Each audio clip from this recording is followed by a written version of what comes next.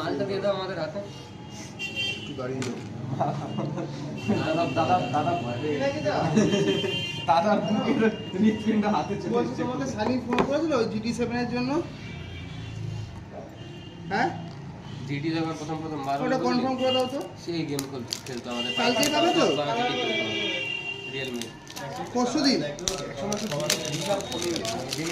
gaming এখনো ভাই গেমের জন্য